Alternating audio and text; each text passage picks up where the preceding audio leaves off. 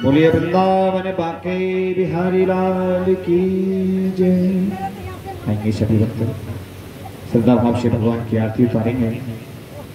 बोलिए कृष्ण कन्हैया लाल की जय हो, शंकर भगवान की जय, श्रीमद् भागवत महापुराण की जय हो। आए जो भक्त अभी तक श्रीमद् भागवत जी के पंडाल में नहीं पहुंचे हैं, शीघ्र अपने कार्यों से निवृत्त होकर भगवान की द्वितीय दिवस की कथा श्रवण करने के लिए पधारे। और आज बड़ा ही सौभाग्य, बड़ा ही पावन अवसर, गुरु पूर्णिमा, और बड़े ही सौभाग्य की बात है कि जिसके उपलक्ष्य में श्रीमद् भागवत कथा श्रवण करने का हम सब भक्तों को सौभाग्य प्राप्त हुआ है। तो अब सभी भक्त आएंगे और श्रद्धा भाव से भगवान की आरती करें। सभी खड़े हो जाएं अपनी जगह पे और आगे आएंगे और बड़े ही भाव से भगवान की आरती करेंगे। बोलिए कृष्ण कन्हैया लाल की जय हो। उठाएंगे आरती, आरती उठाएं। सभी भगवान की झांकी को अपने हृदय में धारण कर प्रभु की आरती उतारेंगे।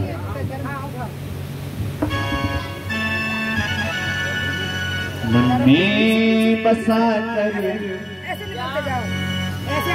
मन में बसा कर तेरी मूर्ति उतारूं मैं गिरधर तेरी आरती। मन में बसा कर तेरी मूर्ति उतारूं मैं गिरधर तेरी आरती। मन में बसा कर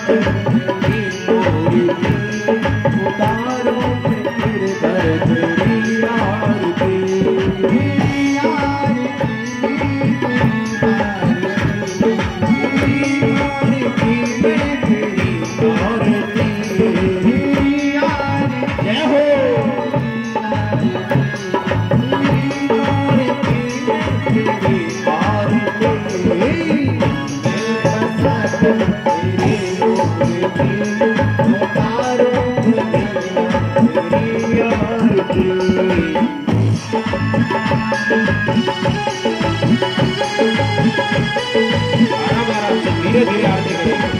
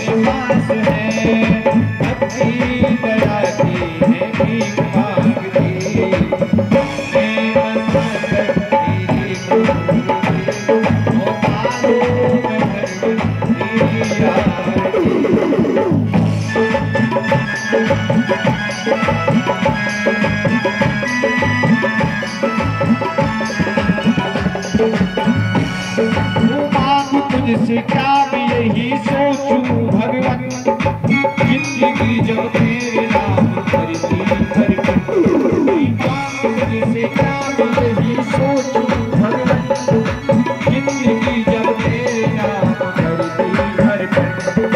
सब कुछ तेरा कुछ नहीं मेरा, सब कुछ तेरा कुछ नहीं मेरा, चिंता तुम्हें है प्रभु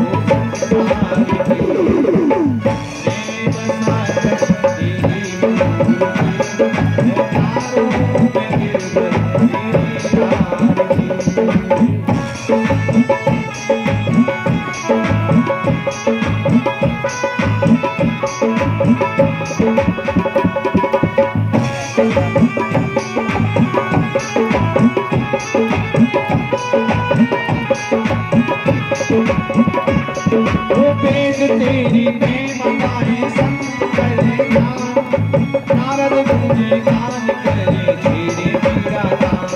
ओ प्रेम तेरी प्रेमताए संकर नाम, नारद मुझे गान करे तेरे मीरा नाम।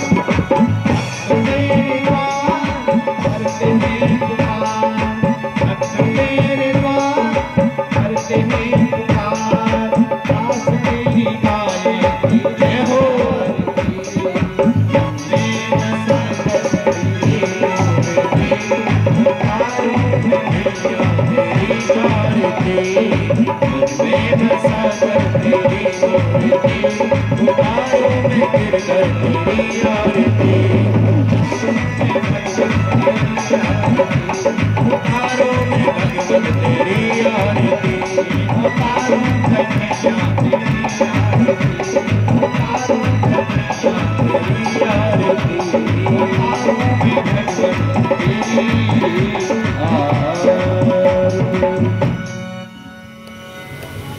जय जय श्री राधे। सभी भक्त अपना स्थान ग्रहण करें।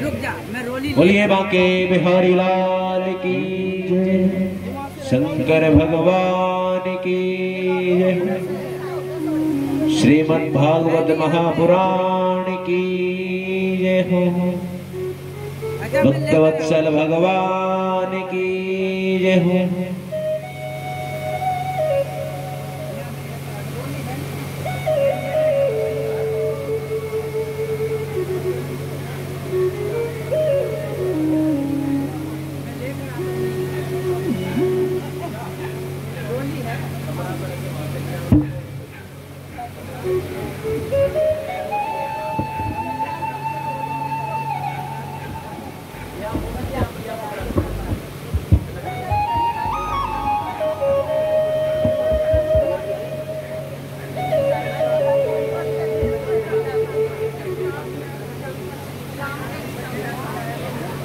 श्री गणेशाय नमः, श्री सरस्वते नमः, श्री गुरु चरण कमलेभ्यो नमः, श्री राधा कृष्णाभ्यो नमः, श्री लक्ष्मी नारायणाभ्यो नमः। वर्णानां अर्थ संहारां रसानां छन्दसामपि मंगलानां च कर्तारो वंदे वाणी विनायक। जयति जय जय मां सरस्वती, जयति वीणा धारिणी, जयति पद्मासन माता, जयति सुरवरदायिनी। नारायणं नमस्कृत्यं नरं चैव नरोत्तमं, देवीं सरस्वतीं व्यासं ततो जयमुदीरये।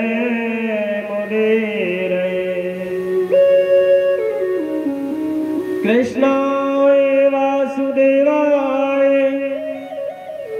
हरे परमात्मने, प्रणत क्लेशनाशाय गोविन्दाय नमो नमः। वसुदेवसुतं देवं कंसचाणूरमर्दनं, देवकी परमानन्दं कृष्णं वन्दे जगद्गुरुम्। जय जय श्री राधा रमण, जय जय नवल किशोर, जय गोपी चित चोर प्रभु, जय जय माखन चोर। आए हैं तो प्रेम से लीजो हरि का नाम, सब भक्तों को दास कन्हैया की जय जय राधे श्याम। परात पर परब्रह्म परखलेश्वर खंड कोटि ब्रह्मांड नायक, अकारण करुणा वर्णालय, भक्तवांच कल्पतरु, पीतांबरधारी भगवान श्री बालकृष्ण लाल की मांग में प्रतिमूर्ति श्रीमद् भागवत महापुराण। भूत बाबा भगवान भोलेनाथ के शब्दमय प्रतिमूर्ति श्री महाशिव पुराण। भगवान की महती अनुकंपा से राधा माधव की छत्र छाया में बैठ करके भगवान की कथाओं का रसपान करने के लिए सभी भक्त पधारे हैं। बड़ी श्रद्धा और भाव के साथ भगवान की कथाओं को श्रवण करें।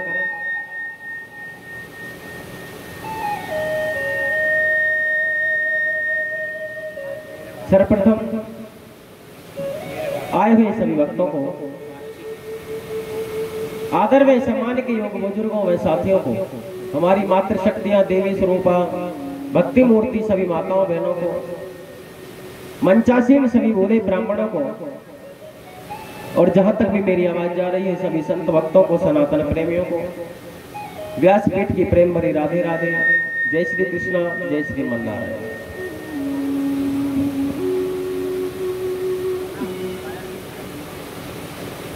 जय जय श्री राधे। सभी भक्त अपने मस्तक पे तिलक करवाएं। कोई भी भक्त ऐसा ना रहे जिसके मस्तक पे तिलक ना हो। जय जय श्री राधे।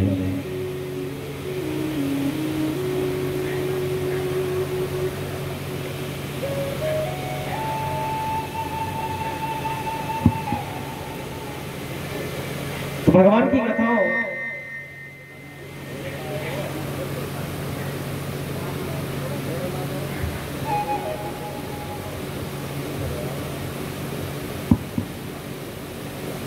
भगवान बालकृष्ण की मनोहरमय प्रतिमा को अपने हृदय में धारण करते हैं सभी भक्ति श्रद्धा और भावना के साथ भगवान की कथाओं का रसपान करेंगे। आइए कथा शुरू करते हैं। उससे पहले 2 मिनट भगवान के चरणों में हरिनाम संकीर्तन करेंगे सभी भक्त। बहुत ही पावन अवसर है आज।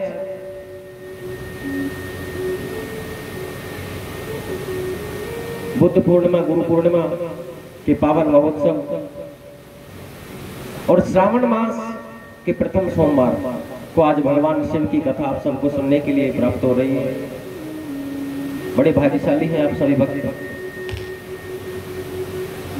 तो आइए बड़े आनंद के साथ भगवान भोलेनाथ के चरणों को ध्यान करते हुए अपने मन को भूत बावन भगवान भोलेनाथ के चरणों में समर्पित करें और हाथ जोड़ करके सभी वंदना करेंगे। मधुर मधुर तालियां सभी भक्त बजाएं और कोई भी भक्त चुप ना बैठे, मेरे साथ सभी गाएंगे।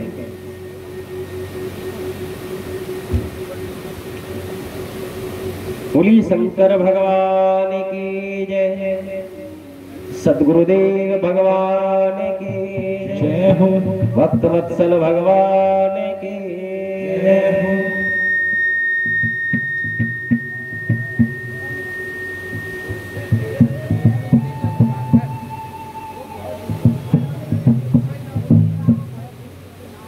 जय जय श्री राधे, जय जय श्री कृष्ण। ओम मंगलम ओंकार मंगलम, शिव मंगलम सोमवार मंगलम। ओम मंगलम ओंकार मंगलम, सोमवार मंगलम। ओम मंगलम ओंकार मंगलम, शिव मंगलम सोमवार मंगलम। ओम मंगलम ओंकार मंगलम, शिव मंगलम सोमवार मंगलम। जय हो।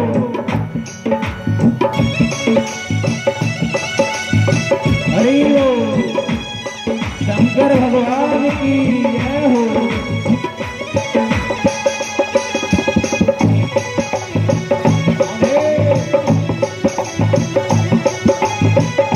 हर हर महादेव।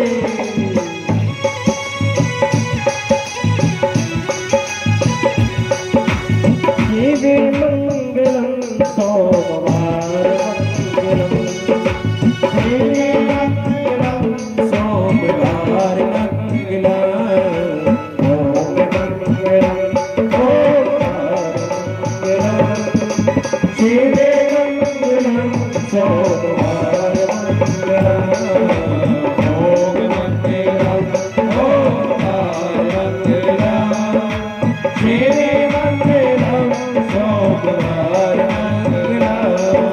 हर हर महादेव। जय हो। श्री राधे।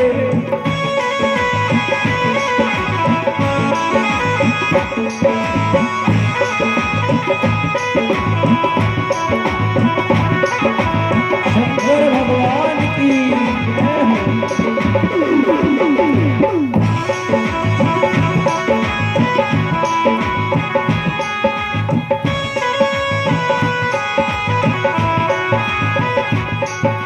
काल मंगलम महाकाल मंगलम, काल मंगलम महाकाल मंगलम। काल मंगलम महाकाल मंगलम, ओ काल मंगलम महाकाल मंगलम। काल मंगलम चंद्रकाल मंगलम, ओ काल मंगलम चंद्रकाल मंगलम। बोले मंगलम ओंकार मंगलम, शिव मंगलम सोमवार मंगलम। ओम मंगलम ओंकार मंगलम, शिव मंगलम सोमवार मंगलम। हरि बोल। जय हो।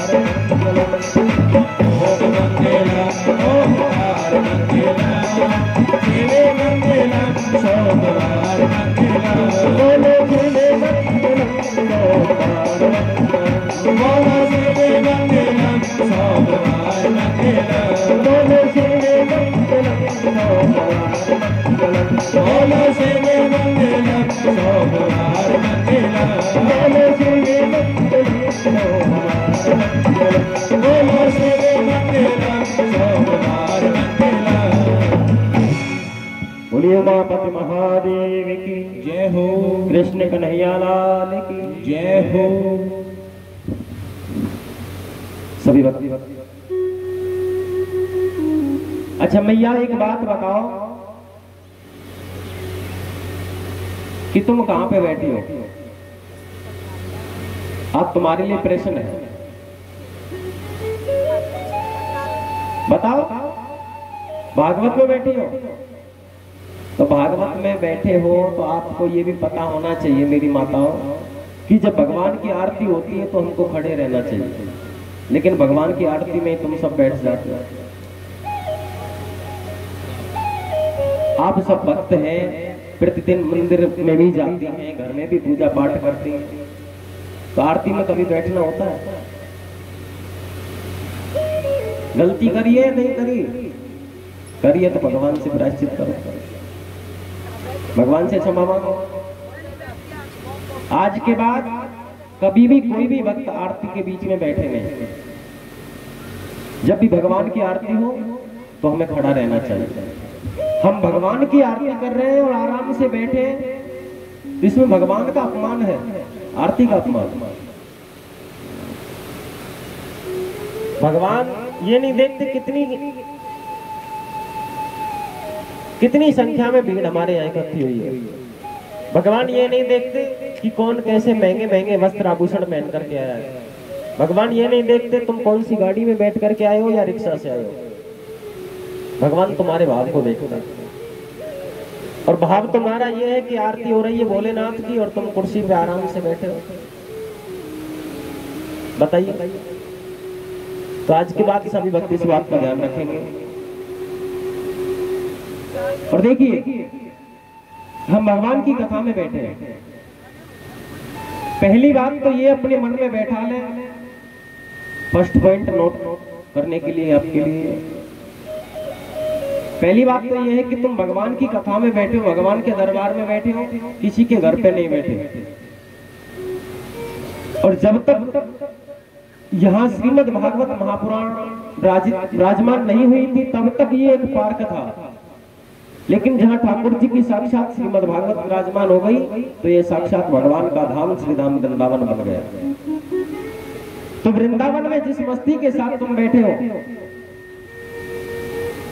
वृंदावन कौन कौन गया? तो वहां जाने के बाद आपने अपने अंदर एक अलग ही मस्ती देखी होगी कि नहीं देखी? तो जिस मस्ती के साथ तुम वृंदावन धाम जाते हो, जिस श्रद्धा के साथ वृंदावन जाते हो, वही श्रद्धा और वही भाव आपको यहाँ पे बरकरार रखना है। इस श्रद्धा के साथ यदि तुम कथा सुनोगे तो तुम्हें बहुत आनंद आएगा। कल्याण तो तुम्हारा अभी भी होगा, कल्याण में तो कोई कमी नहीं है, क्योंकि भगवान की कथा के प्रांगण में जो पहुंच गया कल्याण उसका निश्चित है। सुनना ना सुनना ये तो उसके मन के ऊपर डिपेंड करता है, उसके भाव के ऊपर डिपेंड करता है। तुम कथा को कौन से भाव से सुन रहे हो। लेकिन देवालय में आना, भगवान के दरबार में भगवान की कथा में पहुंचना, भगवान की चौखट के अंदर एक बार प्रवेश कर जाना ही हमारे कल्याण का कारक है, कल्याण हो जाएगा। लेकिन अब जो आनंद आप प्राप्त कर रहे हैं, अगर भाव से उसे प्राप्त करोगे, श्रद्धा के साथ अगर उस आनंद को तुम प्राप्त करोगे तो वो आनंद ही परमानंद में बदल जाएगा। सर्वप्रथम जितने भी भक्त यहाँ बैठे हैं, आज हम भगवान की कथा थोड़ी सी देरी से शुरू करेंगे। पहले एक बार आपको भक्त बना रहे हैं, क्योंकि भगवान की कथा भक्तों के लिए होती है। तो जब तक तुम भक्त नहीं बनोगे तो कथा में बैठने का फायदा क्या है। सबसे पहला नियम तो यह है कथा सुनने वाले का, मेरी मैया, कि कथा सुनने वाले को जमीन पर बैठ करके कथा सुननी चाहिए। मैंने आपको कल भी बताया था, और आज मुझे नहीं लगता यहां एक भी कुर्सी खाली होती। वास्तव में तुम भगवान के दरबार में बैठे हो, जो भक्त असमर्थ है नीचे बैठने में, जिनका शरीर अलाउ नहीं करता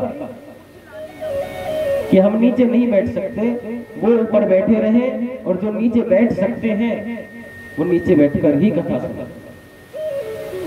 ये आपके लिए बहुत अच्छा रहेगा।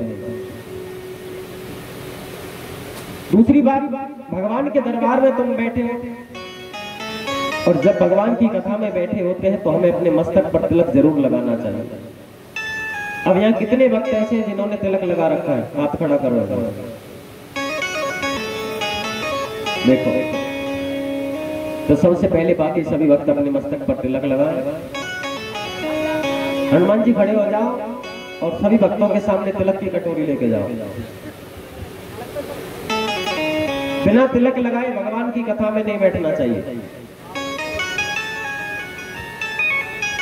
तीसरी बात यह है कि तुम भगवान की कथा को श्रवण करने आए हो, और यहाँ भगवान की शिव महापुराण और भागवत महापुराण दोनों विराजमान हैं। तो जब तक हम इन पुराणों को नमस्कार करके नहीं बैठते तब तक कथा सुनने का कोई लाभ नहीं। अब यहाँ मुझे नहीं लगता कोई भी ऐसा भक्त हो जिसने नमस्कार किया हो फिर आकर के बैठा हो। जिन्होंने नमस्कार नहीं किया, प्रणाम नहीं किया है, वो पुराण को प्रणाम करें मन से। प्रणाम करने के बाद हमारे मन के अंदर जो पाप है, जो अभिमान है, जो अहंकार है, वो अपने आप निकल जाएगा और भगवान के प्रति श्रद्धा और भक्ति हमारे मन में विराजमान हो जाएगी। आप भगवान की कथाओं को सुनते हो, कथाओं को सुनकर के कहां रखते हो? बताओ।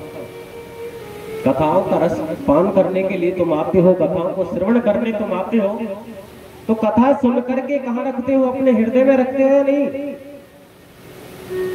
लेकिन हृदय में तो पहले से ही मोह, ममता, काम, घर की चिंताएं, नाती पोता का ख्याल, वो सब विराजमान है। कथा कहां से आएगी?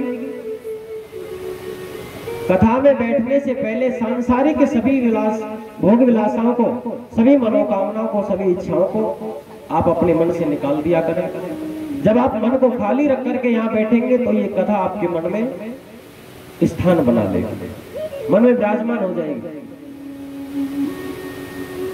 अब माताएं बैठी तो कथा के पंडाल में है, लेकिन मन में चिंता लगी रहती है कि अलमारी का ताला लगा के आई या नहीं आई, पीछे से नौकरानी कुछ निकाल ना ले, गैस पर दूध गर्म करने रखा था, अब ध्यान नहीं है बंद भी किया था या नहीं, पोता रो रहा होगा, उसको कौन खिलाएगा। ये घर की सारी चिंताएं, संसार की चिंताएं आपके मन में जब तक लगी रहेंगी तब तक कथा में आपको आनंद नहीं आएगा। इसलिए मन लगा करके भगवान की कथाओं को सुनो। आज दूसरा दिवस और दूसरे दिवस की कथा में हम सब प्रवेश कर रहे हैं। एक बार भगवान श्री राधा माधव अपने गोलोक धाम में विराजमान थे। अच्छा, उससे पहले आप ये बताओ कल की कथा में आपने क्या क्या सुना था? कल आपने कौन सी कथा सुनी थी मैया, बताओ? क्योंकि कल की कथा को जब हम याद रखेंगे तभी आगे की कथा समझ में आएगी।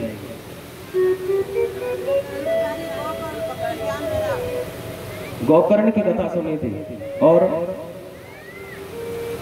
भक्ति ज्ञान वैराग्य की कथा सुनी थी।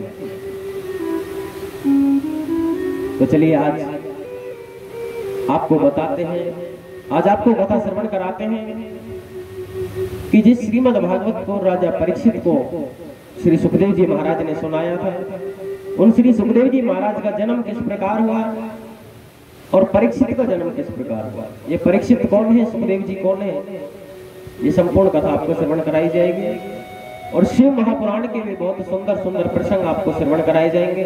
शांति से बैठे रहे, मन को एकांत में भगवान के चरणों में लगा करके।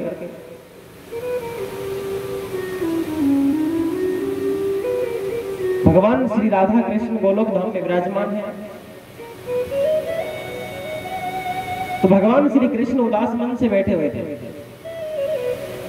राधा रानी पूछने लगी, हे प्राणनाथ, आप उदास क्यों हैं? क्या कारण है? भगवान बोले, हे किशोरी, मैं देख रहा हूं कि ये जीव प्राय मेरी भक्ति से बहुत दूर होता जा रहा है। इस संसार में जो ये मनुष्य है, इसकी मुझे बहुत चिंता लगी रहती है। जितनी चिंता हम हमारी नहीं करते, उससे ज्यादा कहीं चिंता भगवान को हमारी होती है। और भगवान इसी चिंता में उदास मन से बैठे हैं। किशोरी जी ने पूछ लिया तो भगवान कहने लगे कि कोई ना कोई ऐसा उपाय हो जिससे इस मनुष्य का कल्याण हो और मनुष्य के हृदय में मेरी भक्ति जागृत हो। राधा रानी पूछने लगी, हे गोविंद, ऐसा क्या किया जाए? भगवान बोले कि हम चाहते हैं कि हमारा कोई शिष्य, हमारा कोई दूत पृथ्वी लोक पर जाए और पृथ्वी लोक पर जाकर के हमारी कृष्ण कथाओं का प्रचार प्रसार करे। इस मृत्यु लोक में अनेकों जन्मों में भटके हुए इन प्राणियों को, इन जीवों को हमारी कथा श्रवण कराए, जिससे इनके मन में हमारी भक्ति विराजमान हो और इनका कल्याण हो। राधा रानी उस समय अपने हाथ में, अपनी गोदी में सुख को लेकर के बैठी थी। एक छोटा सा सुख बालक तोता जो राधा रानी का शिष्य है। राधा रानी ने उस सुख से कहा कि हे श्री सुख, तुम्हें पृथ्वी लोक पर जाना है और वहां जाकर के भगवान की कथाओं का प्रचार प्रसार करना है। मनुष्यों के हृदय में भगवान श्री कृष्ण की भक्ति को विराजमान करना है। श्री सुख ने आदेश का पालन किया और वो श्री सुख वैकुंठ से उड़ करके पृथ्वी लोक पर आ गए, मृत्यु लोक में आ गए। मृत्यु लोक में उस तोते ने एक तोती के गर्भ से जन्म लिया और कैलाश पर्वत के ऊपर उस तोती ने एक अंडे के आकार में श्री सुख को जन्म दिया। वृक्ष के ऊपर एक घोंसला है, घोंसले के अंदर वो अंडा पड़ा हुआ है। लेकिन उसी समय बहुत तेज आंधी बारिश आने के कारण वो तोता और तोती अपने आप के प्राणों की रक्षा करने के लिए, अपने आप को बचाने के लिए कैलाश से उड़कर के दूर चले गए। लेकिन वो अंडा उस घोंसले में पड़ा रह गया। जोर से ओलावृष्टि हुई और ओले आने के कारण वो अंडा फूट गया।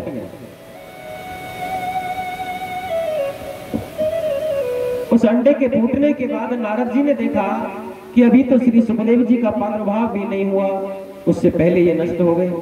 अब मुझे कोई लीला करनी पड़ेगी। तो नारद जी चलकर के कैलाश पर्वत पर आए। और कैलाश पर्वत किसका आश्रम है? कौन रहता है कैलाश पर भैया? भगवान भोलेनाथ माता पार्वती के साथ रहते हैं, अकेले नहीं रहते। अकेले वो कहां से रहेंगे? तुम ही नहीं रहती तो तुम भी अपने अपने पति परमेश्वर के साथ रहती हो ना। तो ऐसे ही भोले बाबा भी अपनी अर्धांगिनी माता पार्वती के साथ कैलाश पर विराजमान है।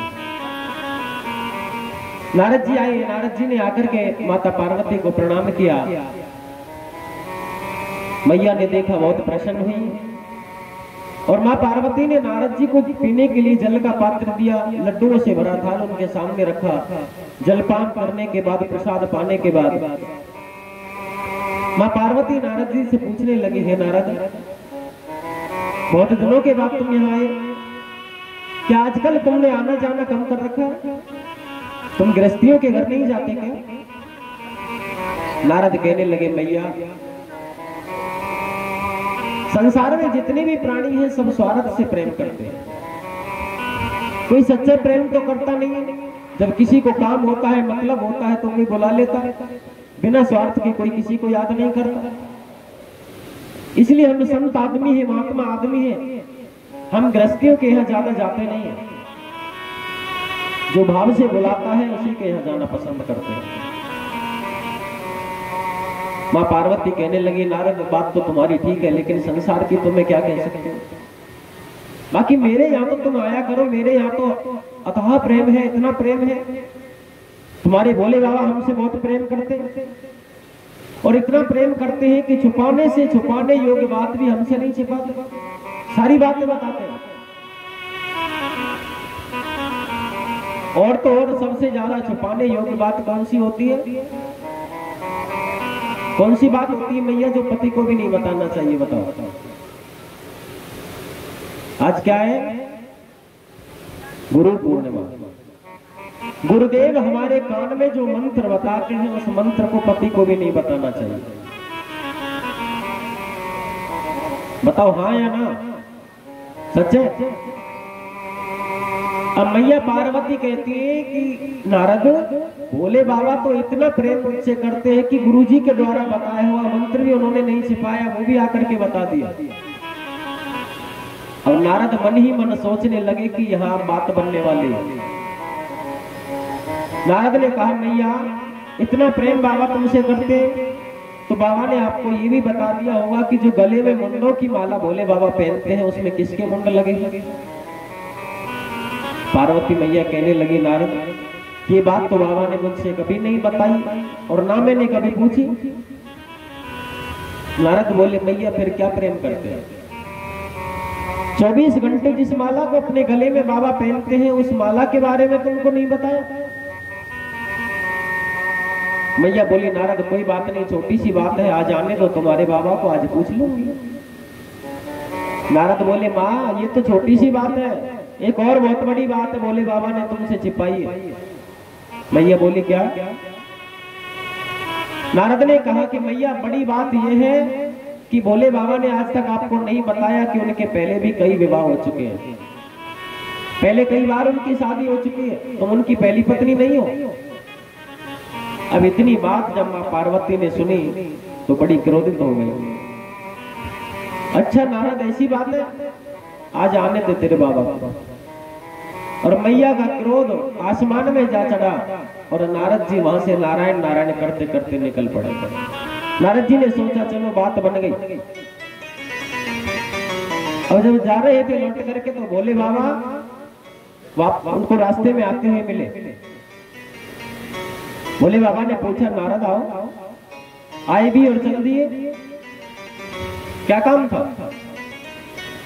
नारद कहने लगे, बाबा मिलने तो आपसे ही आया था पर आप मिले ही नहीं आश्रम पर, इसलिए हम जा रहे हैं। चलते चलते नारद ने कहा, बाबा एक काम करना, जल्दी चले जाना, तुमको मैया पार्वती बुला रही है। मैया ने याद किया। भोले बाबा कहने लगे, मन ही मन जहां नारद आ जाए वहां मैया याद ना करे, ऐसा कभी हुआ है? कोई ना कोई बीज जरूर बो के आया होगा। भोले बाबा पहुंचे, जाकर के देखा तो आश्रम के कोने में मां पार्वती रूठी हुई बैठी है। भोले बाबा बुलाने लगे, अरे गौरा पार्वती क्या बात है, उदास हो? अच्छा आश्रम पर कोई महल तो है नहीं भोले बाबा का,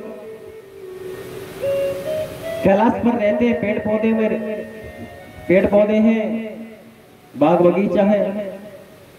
पहले के जमाने में जब राजा लोग महल बनवाते थे ना, उस महल में एक कमरा अलग से देवियों के रूठने के लिए बनाया जाता था और उस पर लिखा होता था कोप भवन।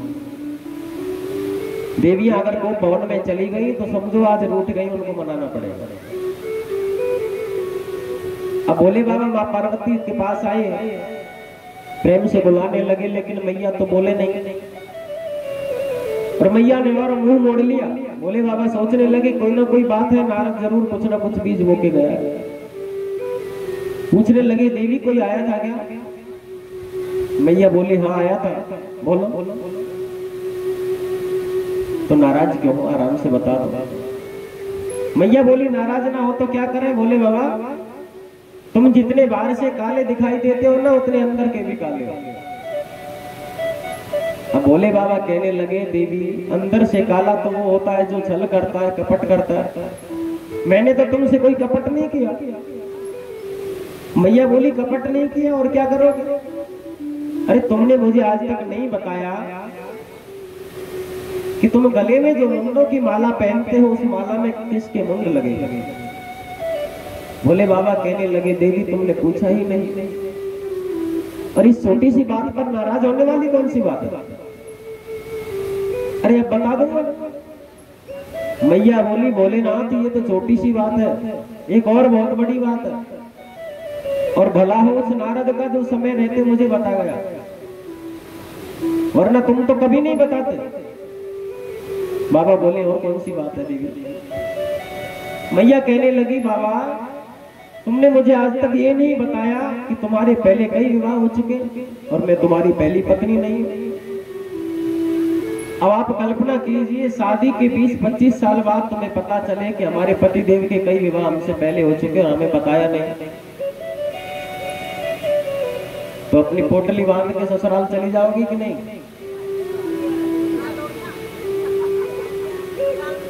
नहीं, गुस्सा तो आएगा। इतनी बड़ी बात छिपाई, 25 साल तक नहीं बताया। तो मैया कहने लगी, बाबा तुमने बताया क्यों नहीं? मैं तुमसे नाराज हूं। भोले बाबा कहने लगे, देवी नारद ने तुम्हें सत्य बताया है, असत्य नहीं बताया, लेकिन आधा सत्य बताया है। मैया बोली, बाबा पूरा सत्य क्या है वो तुम बता दो। भोले बाबा ने कहा, पार्वती पहली बात तो ये है कि तुम्हारे साथ जितने भी विवाह हुए हैं मेरे, और जब जब तुमने अपने शरीर का त्याग किया है, तब तब तुम्हारी याद में तुम्हारे मुंड की माला बनाकर मैंने गले में पहनी। और रही बात ये कि तुम्हारे साथ तुमसे पहले मेरे कई विवाह हो चुके हैं, तो जितने भी विवाह मेरे हुए आज तक सब तुम्हारे ही साथ हुए और किसी के साथ नहीं हुए। किसी अवतार में तुम पराम्बा बनकर के आती हो, किसी में अंबिका बनकर आती हो, किसी में शेरावाली बनती हो, किसी में भद्रकाली बनती हो, कभी सती बनती हो, अब पार्वती बन के आई हो। जितनी बार भी मेरा विवाह हुआ है तुमसे ही हुआ है। मैया पार्वती बोली, तब तो और भी ज्यादा काले हो। भोले बाबा बोले, अब तो सच बता दिया, अब क्या रह गया? मैया बोली, सच तो बता दिया, लेकिन एक बात बताओ, मैं बार बार मरती हूँ, बार बार जन्म लेती हूँ और तुम मरते नहीं, तुम ऐसे कैसे बने बैठे हो? तुमने ऐसा क्या खाया जो कभी मरते नहीं हो? भोले बाबा कहने लगे, देवी मैंने भगवान राम कृष्ण की अमर कथा का पान किया, और उस अमर कथा का पान करने से, अमर कथा को सुनने से व्यक्ति अमर हो जाता है, कभी मरता नहीं है, इसलिए मैं तो अमर हो गया। मैया बोली, तो तुमने हमें अमर कथा क्यों नहीं सुनाई? भोले बाबा कहने लगे, देवी अमर कथा तुम्हें इसलिए नहीं सुनाई क्योंकि तुम औरतों के मन में जगह नहीं होती, और अमर कथा किसी को पता ही नहीं जाती, छुपाने योग्य बात है। तुम्हारे पेट में कोई बात पचती नहीं, इसलिए तुम्हें नहीं सुना, तुम किसी न किसी को बता देती। मैया बोली, बाबा मैं वादा करती हूँ, प्रॉमिस करती हूँ, किसी को नहीं बताऊंगी, तुम हमें कथा सुनाओ। भोले बाबा बोले, पार्वती ऐसे नहीं सुनाएंगे, अमर कथा सुनने से पहले कुछ शर्त है। शर्त यह है कि कथा जब चल रही हो तो कथा के बीच में सोना नहीं चाहिए। और यहाँ भी बहुत सी मैया जो पलक झपक रही है, झोंका ले रही है। अरे मैया, कितना बड़ा सौभाग्य का दिवस है आज। गुरु पूर्णिमा, सावन की पहला सोमवार चल रहा है, और अकस्मात ही पहले सोमवार को भगवान भोलेनाथ की कथा तुम बैठ करके सुन रही हो। कितना बड़ा सौभाग्य है। और अब भी तुम्हें नींद आ रही है? किस किस को आ रही है नींद? हाथ खड़ा करे एक बार। अब एक ना करेगी तो दोनों हाथ उठा के एक बार प्रेम से कहेंगे, राधे राधे। ऐसे नहीं, आवाज नहीं आई। देखो मैया, जब तुम राधे राधे नहीं बोलोगी हमारा मन नहीं लगेगा, और अगर हमारा मन नहीं लगा तो फिर ऐसी कथा सुनोगे तुम। कथा सुनाने वाले का भी तो मन प्रसन्न होना चाहिए, तभी तो कथा अच्छी लगेगी। तो एक बार प्रेम से कहेंगे, राधे राधे। और जोर से कहिए राधे, और जोर से कहिए। तुम वृंदावन में बैठे हो, फरीदाबाद में नहीं बैठे, पार्क से बाहर फरीदाबाद है। जब इस पंडाल के अंदर हो तो पूरी मस्ती चकाचक वाली वो होनी चाहिए जो ब्रजवासियों की होती है। भूल जाओ सब संसार को कुछ देर के लिए, बस भगवान हमारे हैं और हम भगवान के। दो बातें याद रखो और कुछ नहीं। हम मैया पार्वती रूठ करके बैठ गई, बोली बाबा हमें तो अमर कथा सुनाओ, और अमर कथा नहीं सुनाओगे तो हम तो जा रही हैं, तुम्हारी भाग वांग कोई और ही ओटेगो। और अपनी एक पोटली में मैया गौरा ने कपड़ा बांध लिए और लेके चल पड़ी और भोले बाबा से कह रही है, बाबा अरे सुन भोला भांग तुम्हारी, मैं तो घोटत घोटत हारी, हमसे ना घोटी जाए, तेरी एक दिवाती है घोट रोज न घोटी जाए। सुन भोला भांग तुम्हारी, मैं घोटत घोटत हारी, हमसे ना घोटी जाए, एक दिवाती है घोट रोज न घोटी जाए। भोला भांग तुम्हारी, घोटत घोटत हारी, रुपया पे नहीं घोटी जाए।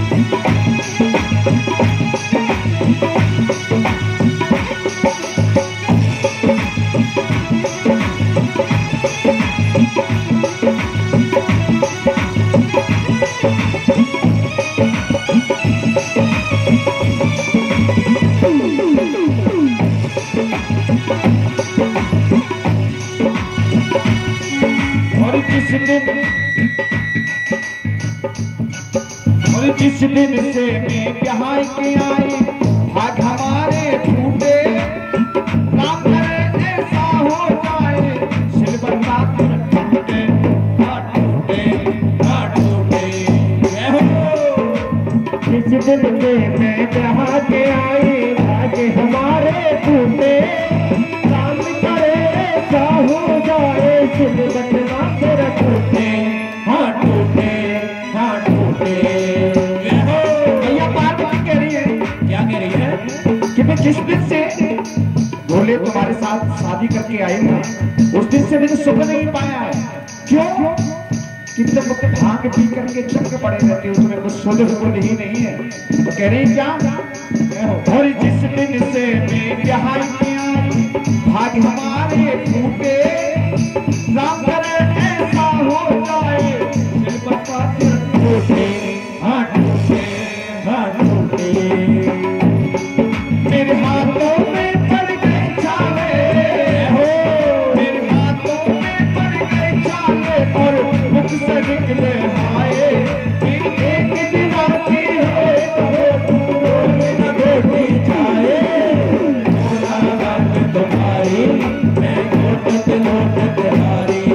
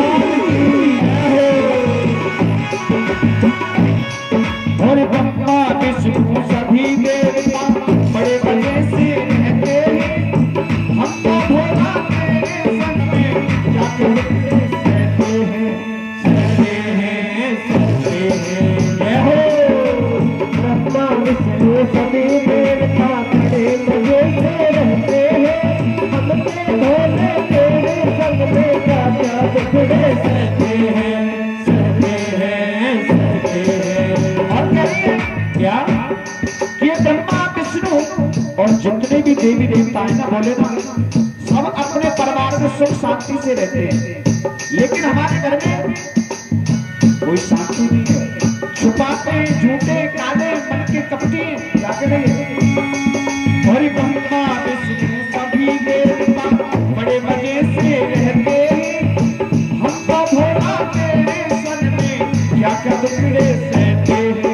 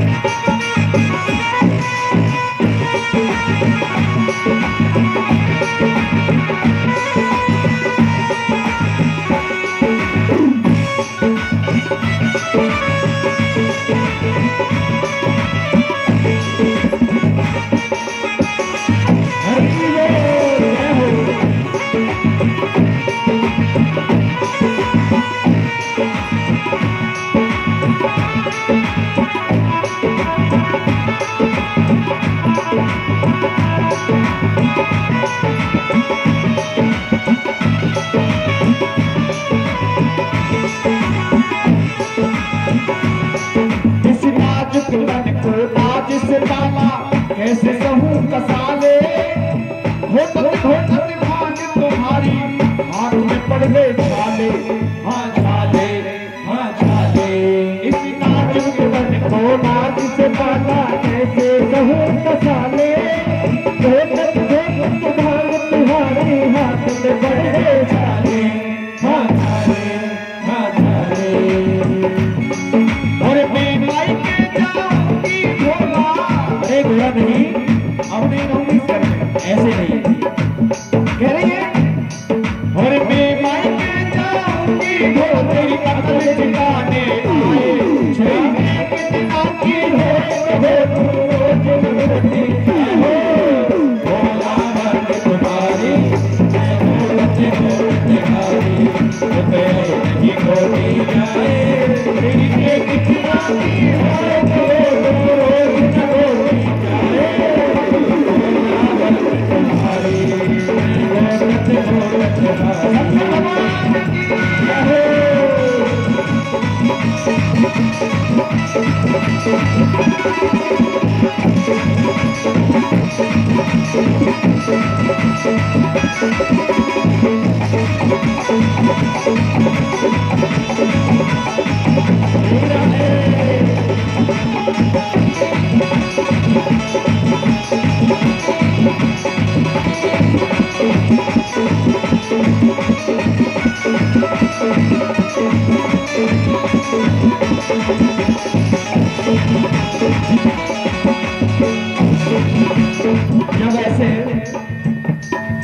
भैया पार्वती कह रही है, तो भगवान ने सोचा कि अब पार्वती का पानी कुछ ज्यादा ही चढ़ रहा है, बहुत ज्यादा बोल रही है। तो भगवान कहने लगे क्या, सुनकर पति की मेहरारी, सुनकर पति की मेहरारी, देखो भाग्य हमारी, देखो भाग्य हमारी, भक्ति रहा नहीं जाए हो। अरे कोरा छोड़ कर भक्ति न छोड़ी,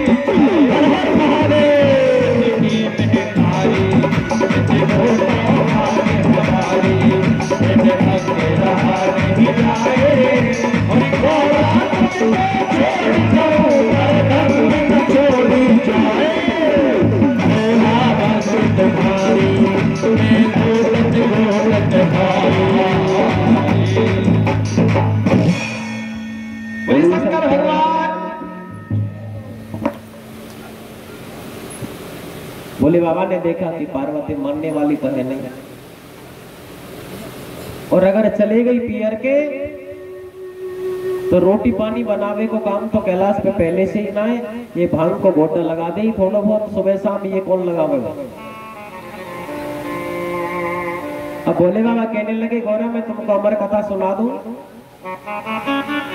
लेकिन शर्त है कि तुम्हें बीच में सोना नहीं है। और जब मैं अमर कथा कहूंगा तो अमर कथा कहते कहते मेरी तो आंख बंद हो जाएंगी, अब मुझे क्या पता चलेगा कि तुम सुन रही हो या नहीं। बाबा कहने लगे गौरा जब मैं कथा कहूं तो तुम हुंकारे भरती रहना, मुझे पता चलता रहेगा कि तुम कथा सुन रही हो। भगवान भोलेनाथ आसन लगा करके बैठ गए और मैया पार्वती नीचे बैठी है चरणों में, बड़े आनंद के साथ कथा सुन रही है। कथा प्रारंभ हुई, बाबा कथा कहते जा रहे हैं, मैया हुंकारे भरती जा रही है। चौथे दिन की कथा का जब विश्राम होने लगा तो मैया पार्वती को नींद के झोंका आने लगे, मैया को निंद्रा आने लगी। अब देखिए हमारे कथा का प्रभाव ऐसा हुआ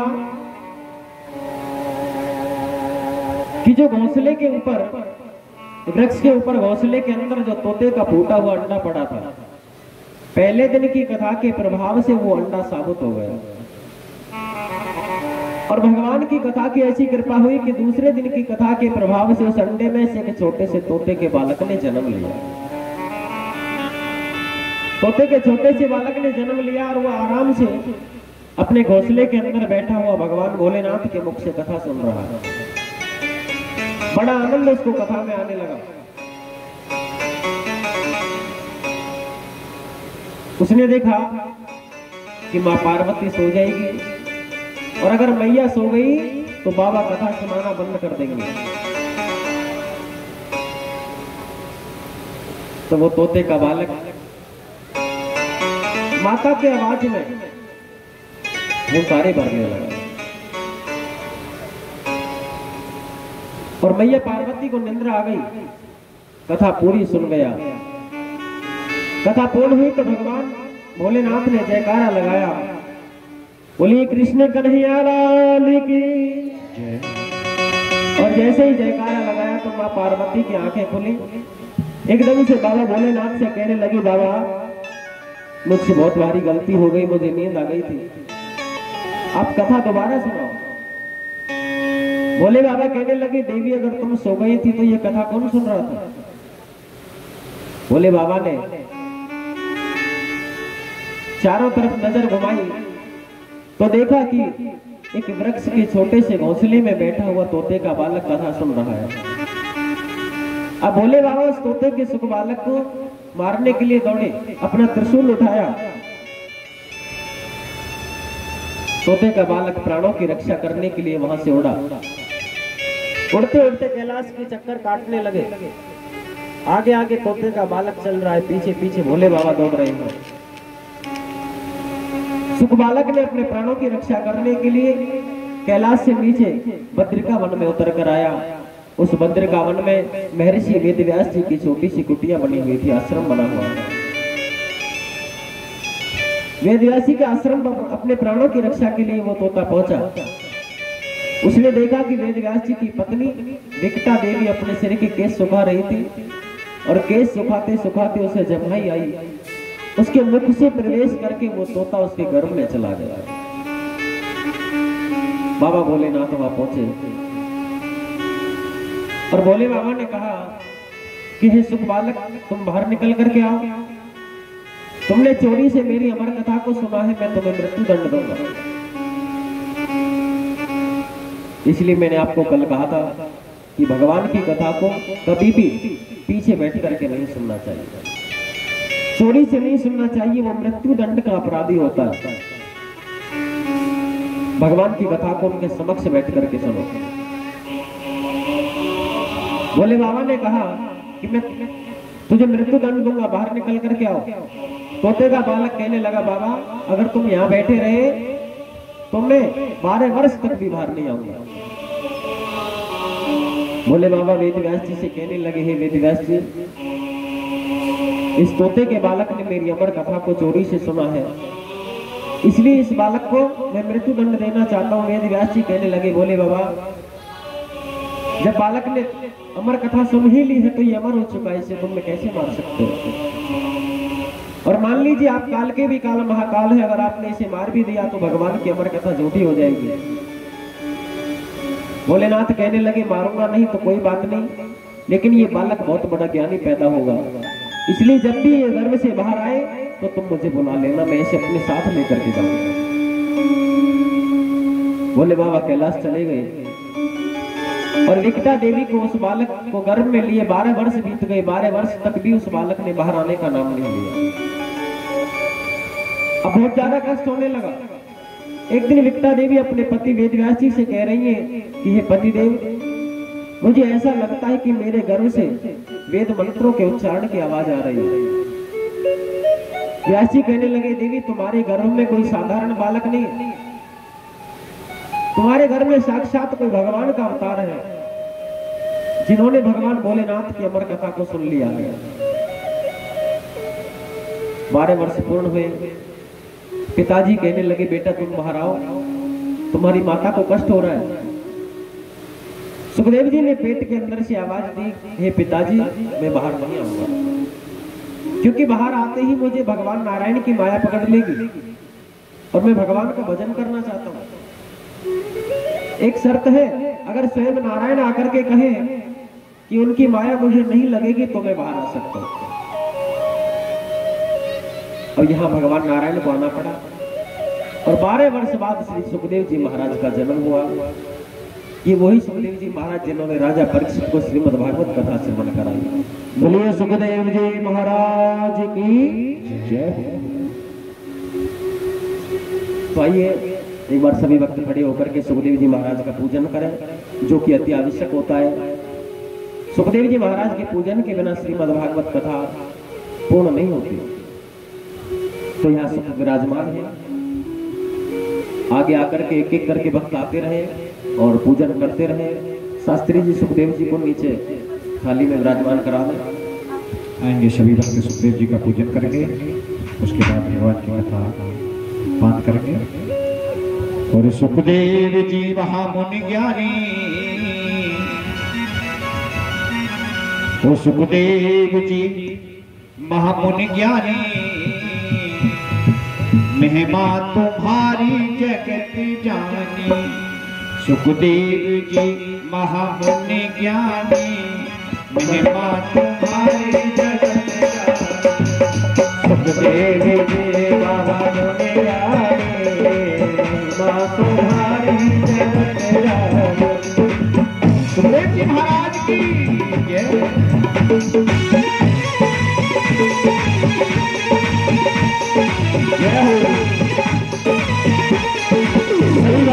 सुखदेव जी का पूजन करेंगे सभी बातें भारी भारी से।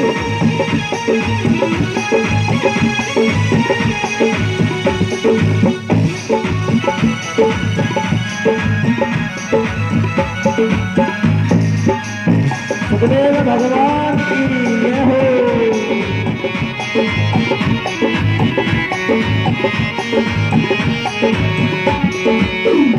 आहे गर्भ में गर्भ में गर्भ में